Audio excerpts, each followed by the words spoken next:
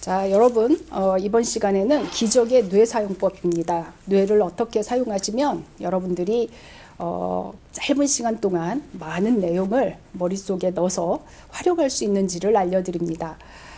마크 티글러라는 분이 이 책을 지었는데요. 이분은 뇌과학 분야의 권위 있는 학자이고요. 뇌효율 훈련 전문가라고 합니다.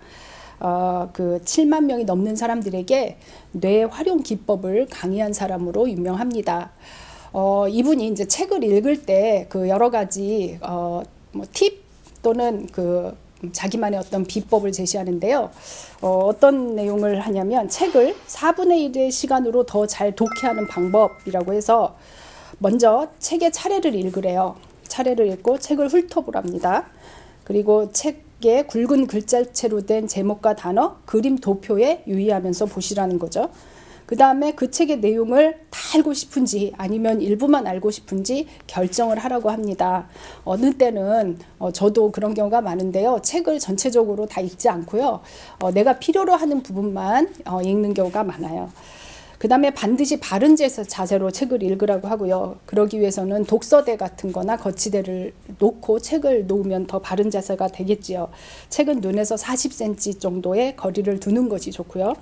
그 다음에 읽을 때 한 번에 60분 이상 읽지 않고 한 번 읽고 짧은 휴식을 갖는데 그 휴식을 갖고 난 이후에 가질 때 그 앞에 읽은 내용을 요약을 좀 하거나 반복해서 살펴보는 것이 중요하겠죠.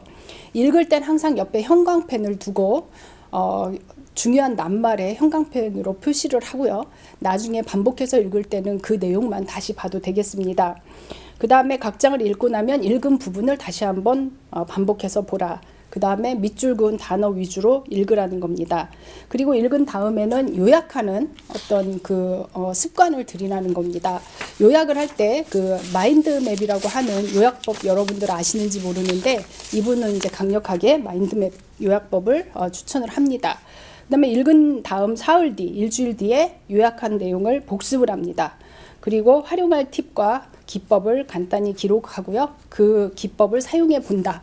여기에 지금 책을 4분의 1 정도의 시간으로 여러분들이 투자하는 그 시간보다 4분의 1 정도의 시간으로 그 책을 습득하는 방법, 읽는 방법을 소개를 하는 것입니다. 그래서 여러분들이 독서를 하실 때 무작정 독서를 했을 때는 저도 이제 그런 경우가 많은데요. 많은 책을 읽었지만 기억이 안 나요. 그리고 저는 제가 이미 가지고 있는 책을 또 사오기도 하고요. 과거에 읽었다는 것을 전혀 기억을 못하고 또 다시 읽다가 어느 부분에서 이거 내가 과거에 읽었는데 이런 생각이 드는 책도 굉장히 많습니다. 그래서 만 권의 책을 읽는 것보다 한 권을 머릿속에 넣는 것이 더 중요하다. 이런 얘기가 있을 정도로 책을 읽어도 그것이 머리에 남아있지 않으면 아무 소용이 없어요. 여러분들 온라인 강의 많이 들으시는데요. 온라인 강의를 들어도 머릿속에 남아있지 않으면 아무 소용이 없죠. 그래서 제가 항상 뭐라고 얘기를 하냐면 강의를 듣기 전에는 교환을 미리 뽑아서 교환을 다 읽지 못하더라도 제목이라도 큰 흐름과 줄기라도 보십시오. 이런 얘기를 하는데요. 그게 바로 뇌를 활용하는 것입니다. 여러분들이 그냥 무작정 처음부터 끝까지 아무 생각 없이 읽는 것보다는 이 내용이 어떤 내용으로 구성되어 있고 그리고 무엇을 말하려고 하는지 핵심만 미리 알고 있어도 책을 읽는 속도나 그 책의 내용이 더 빨리 각인이 됩니다. 머릿속에. 그래서 이제 그런 뇌를 활용해서 공부를 하는 것이 시간도 줄이고 또 머릿속에 오랫동안 기억하는 방법이기 때문에 그런 부분들을 가져야 되는데 그렇다면 우리의 뇌는 계속 변할까요? 고정되어 있을까요? 뇌는 계속 변한다는 것입니다. 뇌는 굉장히 유연해요. 여러분들이 운동을 하면 몸에 근육이 붙죠. 그것처럼 머리를 많이 쓰면 뇌에 근육이 붙어요. 그래서 그걸 뇌생남, 뇌생여라고 하죠. 머리에 근육이 많이 붙어서 지혜나 지식이 굉장히 많은 사람을 말하는 겁니다. 그래서 뇌는 쓰면 쓸수록 여러분들이 더 지혜나 지식을 많이 가질 수 있고 뇌가 더 좋아지는, 머리가 더 좋아지는데요. 그런 부분에서 굉장히 중요한 것이 뇌의 속성을 아는 것이 굉장히 중요합니다. 그래서 뇌의 속성을 알고서 공부를 하자. 이런 부분이고요. 속독을 하면 빨리빨리 읽기 때문에 학습에 방해가 된다는 사람도 있지만 속독을 하는 것도 상당히 중요한 방법이고요. 속독법을 익히는 것도 굉장히 어렵지 않다고 합니다. 시선 유도와 처리만 제대로 잘하면 속독을 할 수 있고, 그 다음에 속독이 중요한 이유는, 저는 속독인지 아닌지는 모르겠지만 한 번 책을 잡으면 그냥 그대로 내리 읽어버립니다. 왜냐하면 중도에 멈추잖아요.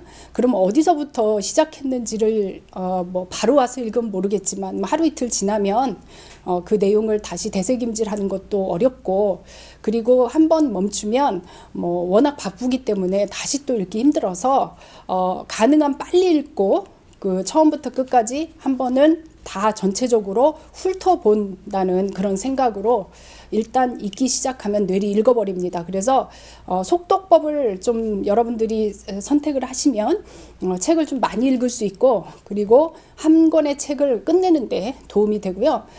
속독으로만 끝나는 것이 아니라 이제 그것을 계속 반복하기 위해서 여러분들이 그 핵심 단어들을 찾아서 표시를 해두면 두 번째 반복할 때는 굉장히 짧은 시간 동안 그 내용 전체를 자기의 것으로 만들 수 있는 좋은 비법입니다. 그 다음에 이제 책을 읽을 때 노트 필기 같은 것을 하는 것이 좋은데, 여러분들이 마인드맵이라는 토니 부잔이라는 사람이 개발한 노트 필기법이에요. 여러 노트 필기법이 있는데 저는 이 마인드맵 노트 필기법을 좋아합니다. 종이 한 장으로 책 한 권을 정리할 수 있어요. 그래서 제가 그 종이 한 장에 책 한 권을 어떻게 정리하나, 이거는 여러분들이 이 책을 보시거나 또는 인터넷이나 이런 데서 마인드맵에 대해서 한번 찾아보시면 책 한 권을 한 페이지에 정리하고 그 내용 자체가 완전히 머릿속에 구조가 되어서 들어오는 그런 경험을 하실 거예요.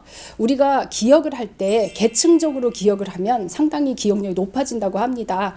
계층적 기억이라는 것은 컴퓨터에 저장되는 정보, 데이터를 저장하는 방법과 비슷합니다. 그래서 뇌는 컴퓨터와 굉장히 비슷하고, 그 안에 정보가 막 뒤죽박죽 정리가 되는 것이 아니라 상위 그룹과 하위 그룹을 계층적으로 분류해서 정리를 할 때 상당히 많은 지식들을 여러분들이 기억할 수 있을 것이라고 이렇게 보고요.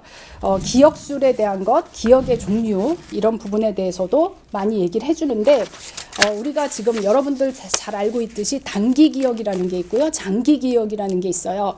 근데 이분은 감각 기억이라는 걸 하나 더 집어넣는데, 감각 기억은 우리가 딱 보면 1, 2초, 3초 안에 없어지는 기억이에요. 그래서 그것을 본 것은 다 없어져요. 단기 기억도 오래 안 가요. 숫자는 7자리 정도밖에 기억을 못합니다. 그게 단기 기억이에요.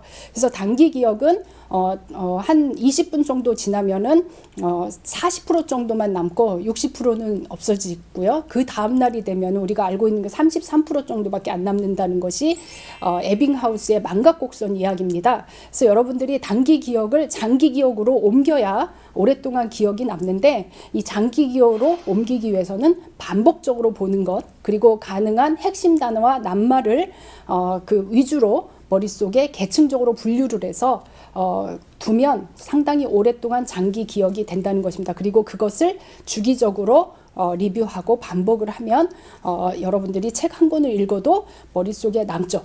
만약에 여러분이 어떤 분야의 전문가라고 한다면 책을 한 100권 정도 그 분야에 해당하는 전문 서적이 여러분 머릿속에 들어있다고 하면 여러분은 상당히 먹고 살 걱정, 생존의 걱정을 안 해도 될 정도이지 않을까, 이런 생각을 합니다. 그래서 뇌를 잘 활용해서 아주 멋지고 똑똑한 사람이 되시기를 바랍니다.